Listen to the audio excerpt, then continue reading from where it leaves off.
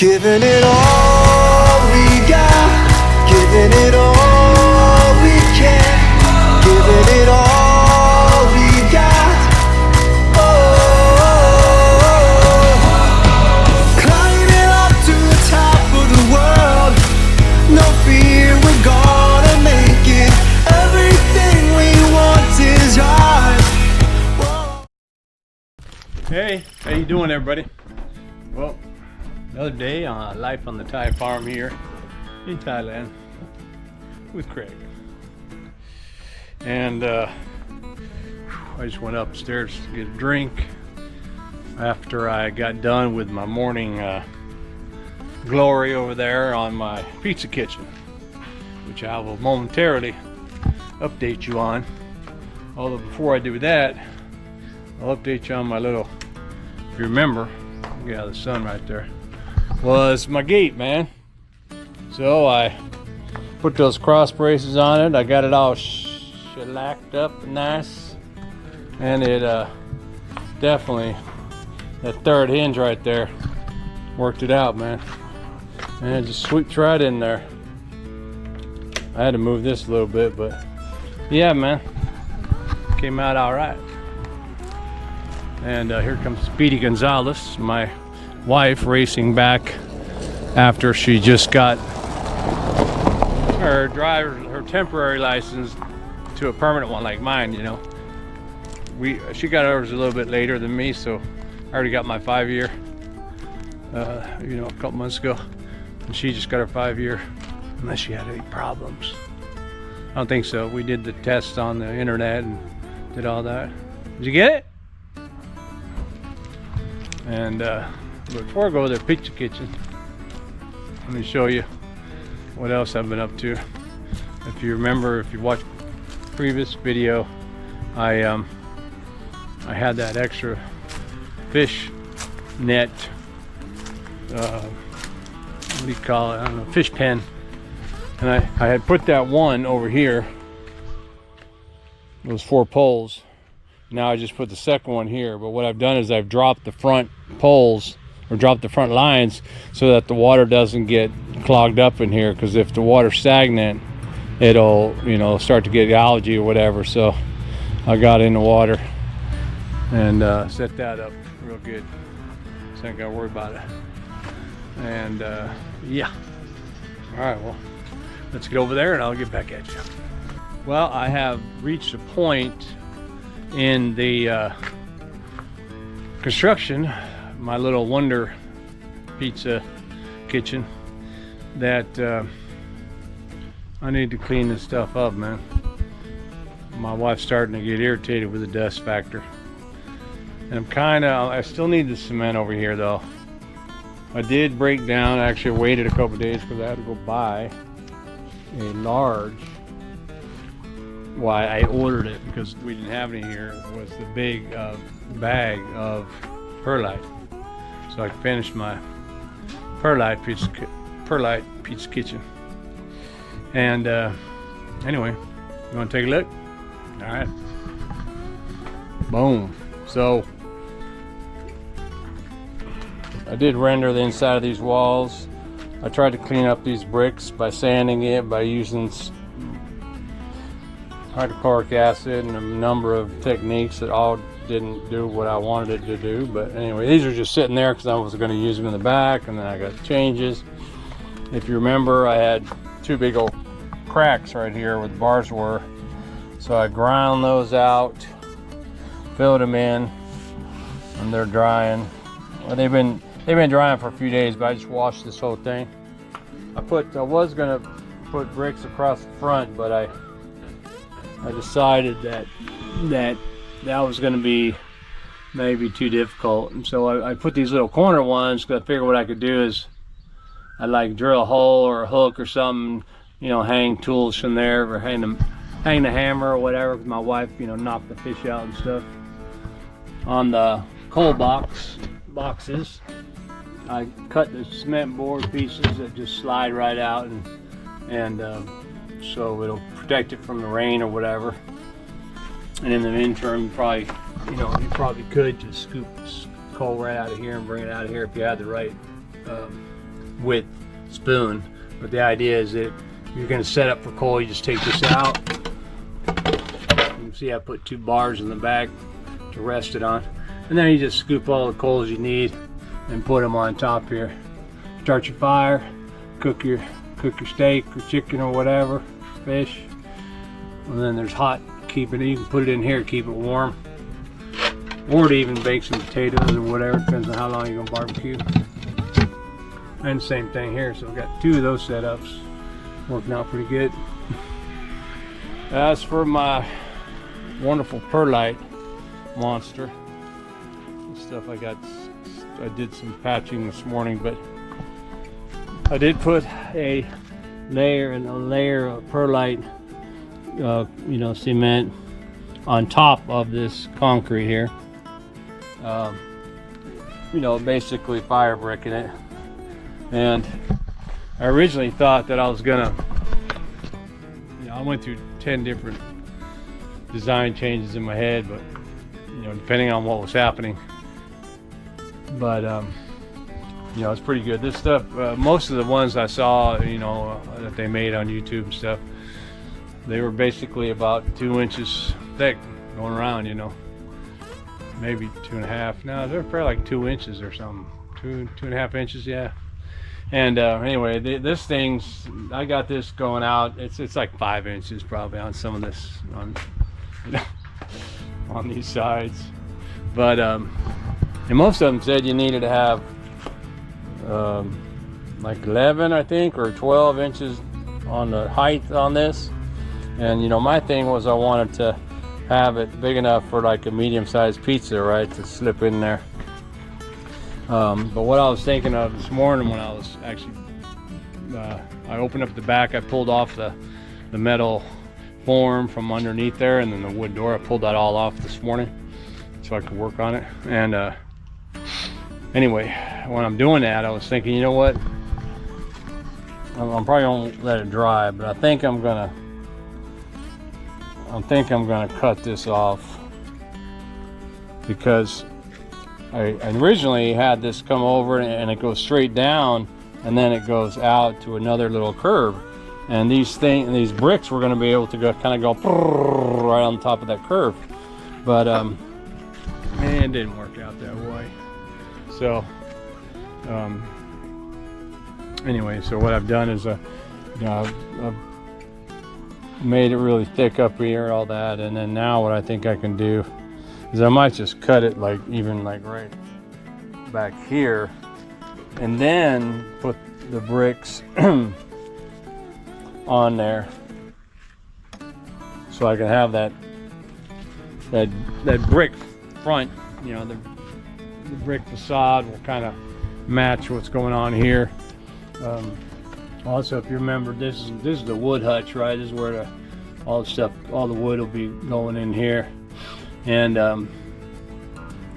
so I put these 2 on here, and then this one has an arch, brick arch that goes like that, and that's over here. It's actually sitting on a mold. This is the back side of it, so it's all cemented up. I patched in between, and hopefully when I take that off of there, the other side of the bricks will be all clean and nice, and then I can just stand it up there and then set it on there. And I might actually very well, now that I'm thinking about that, I might even do that for here, because I was thinking, man, how am I going to do this? Do like this. So what I should do, actually, I could probably fake it right now. See, so this thing's like 22.5 wide. So if I said 22, I basically would just take 2 of these bricks and set them up, maybe like that, or like this, because that's how it would look.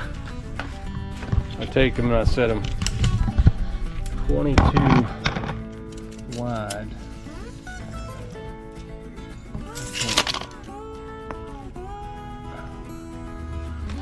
I don't know. What do you think? Yeah. So the idea would be, let's see how tall that is, that I just make it and fake it. Or just make it and then, just drop it into place and cement it up. That should work. What's this here? That is 10. No, that's 11 tall. So by the time I actually put, I gotta put concrete, or I gotta put mortar on the bottom of the bottom one, which will raise this whole thing up. And by raising it up, and I'll actually wind up having mortar between each of these, I think. And then that'll, you know, keep making it higher. I think. Yeah. Okay, now let's look at it. Yeah, that's like that's 1 foot. That's probably gonna be it right there. That'll be my afternoon thing today. Oh my God, I'm sweating. But hey man, it's taking shape. You know, I think I don't know if I told you how I did that slate, but I just took my sanding wheel, a regular wood sanding disc, and you know, on my grinder or whatever, and I sanded the face of the black slate to get the cement off of there, so it wouldn't always turn cloudy, you know, when it dries. And it came out really good. But that's because it, you know, that's because it's rock. You know, the slate responds, or rock responds to being ground down. You can get different colors with it. You can, you know, you're not gonna, whatever, you're not gonna change the rock too much unless it's a, you know, unless it's a layered rock or colored rock or whatever. But anyway, I try that, you know, with my bricks, and it just, you know, look at that. This, and I already went through this, you know, 10 different times. And with sander, you know, 60 grit or 80 grit or this or that, with the wood one, with hydrochloric acid, and I just can't seem to get these bricks red again. Kind of like, these are red because they're wet. These are already dry because they're in the sun side, but it's just been difficult because, I don't know, because maybe I'm comparing it to, you know, the new one, and that's my problem. I shouldn't do that. But, you know, it's like this brick got sprayed, or maybe it got misused or something, in order to get all that off of there. Man, that's a full grinder. And if you saw from my first video, you know, when these bricks, if you cut them in half, you get this kind of thing going. Not as big as white, but all these tiny white granite or rock pieces that are actually, these bricks are made with. I don't know if your traditional red brick that I see in California, that's all smooth, you know, if that has that stuff in there. I don't know. I don't think so. I think I've broken regular red bricks before, and they're just red bricks, you know, inside. And so this bricks, these are small mini bricks or whatever, but two, you have that stuff inside, so I don't even know how they're going to respond to the heat. I should have built a fire over here or whatever and just chucked the brick in there to see if it popped or anything. Maybe I can still do that. But yeah, you know what, I think I am gonna, now that I'm looking at that, I think I am gonna mold that up and you know, and then just put it in place instead of trying to build it on there. That means I'll have to cut that. So, but that's probably gonna have to grind for a couple of, or dry for a couple of days. I had to walk over here behind the oven I had to pull this piece of wood out of here too, my fence I built, so I could get it from the back, take out the mold and stuff. Well, this is where I'm at with the back. So I've just kind of, you know, you just hand mold it really, and This is like 3" actually, I think. Anyway, you hand mold it, a base, a nice big old base. I'm gonna wait for that to get hard before I can, you know, make it connect here and seal that up. I originally had this planned out that I was gonna use this, and I was just gonna stagger them, you know, and go like this. But nah, this is a smaller project. Whoa, my slippers are slippery. I just washed my feet from the cement dust. But anyway, it's a smaller pizza oven. Most of the ones I see that guys are making with bricks are, they're on a nice big counter and they're huge, you know, because bricks are big. But mine aren't. I think it's gonna come out really nice anyway. It'll be a small, you know, setup, but it's definitely big enough to put the pizza oven, or to put the pizza in. I'll probably have to burn all the wood in the back and then push it to the sides when I put the pizza in there. Or, you know, if I make my dough right, I guess you could really just cook the oven, take all the charcoal out, stick the pizza in there, and then, you know, close it up. I haven't made a front door for the oven yet. I wasn't gonna put a front door because you know, I always had that picture in my head of people throwing pizzas in there under the heat and all that, you know, with everything going, the flames going, not flames, but the coals going and all that, and then, you know, moving it around. But you know, the reality is those are huge ass ovens that are doing that. I haven't seen any small ones like this. But with this, I'd probably have to put the you know, cook the fire, then split it, maybe put some on this side so I can put the pizza in the middle down in there. But then I thought, you know what, it might even be better to, you know, make the dough right. I could I'll just cook it up real hot, you know, and then take all the charcoal out of there or whatever, throw that pizza in there, and then close it up, which is why now I think I do need a door. And it'll be easier too when I make that, because the door will be flush. I'll have something to inset in the door, and and then basically the ambient heat or the internal heat that'll retain in the perlite will be enough to cook it. I'm gonna have fun cooking stuff, testing, see what works, what doesn't work. If nothing works, I'm gonna be really disappointed. But speaking of disappointed, I'm not disappointed in my what's that, in my papaya. Check it out, baby. That's right. Look at that. This thing, come on, man. Really? This is, let me put that like that. This one right here, that's coming in at, looks like a little better than 14 inches, man. And this one again, 13. Whoa, man. It's monsters. And the thing is, over on the papaya tree over here, they're even bigger. They're even bigger. Oh, that's right. You know, my wife let me know that there was bananas that were ripe, and that bird already started eating one of them, so I should get it. And that was like 10 days ago. So she let me know yesterday they're all gone because the birds ate them. But I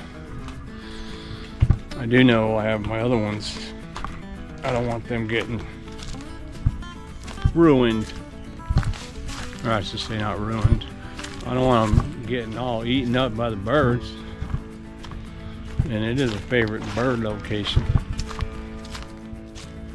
Make sure I ain't got no cobwebs. How we doing over here, Nanners? It looks like I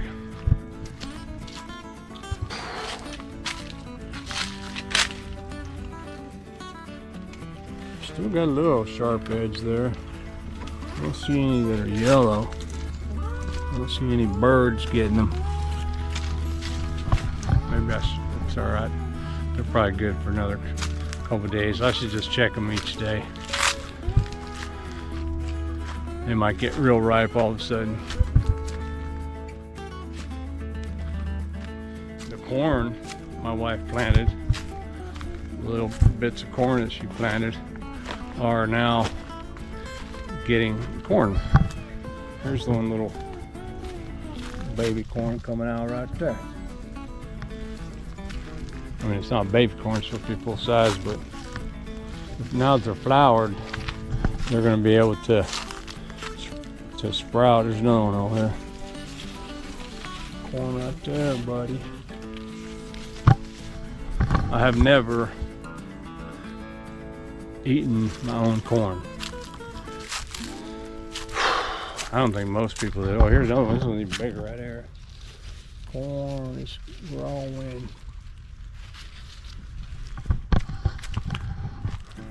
So that'll be a first for me here on the farm.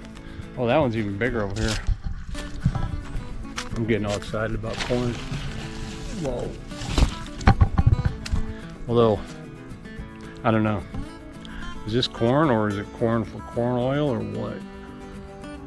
I don't care. Well, it's not GMO there, I don't think, but you should be able to eat any corn. Does that sound corny? But yeah, the fingertips are kind of raw from working with the cement. I use my hands a lot with the cement instead of tools because I have tools. Anyway,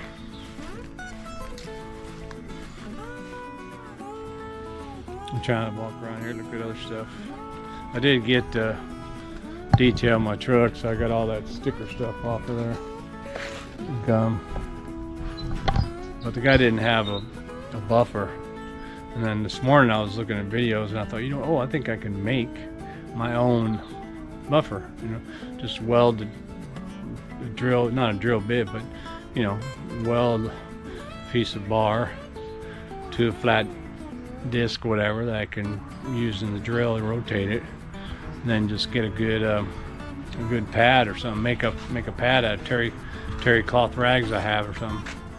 And then I might be able to buff out my paint, get rid of multiple cat scratches. This one is a bummer too. I took this sticker off, but those guys couldn't do anything with that. I don't know if you can see this, but yeah, it's kind of messed up right there, man. That definitely needs buffed out. But the good news is there's no I don't see any primer showing on these scratches, so it'll buff out. Okay, well, that's about it from my life here on the Thai farm and updating you with the old pizza kitchen and other things that we got going. Keep myself entertained here. And I'll try and get the next video out that'll have the completed portion.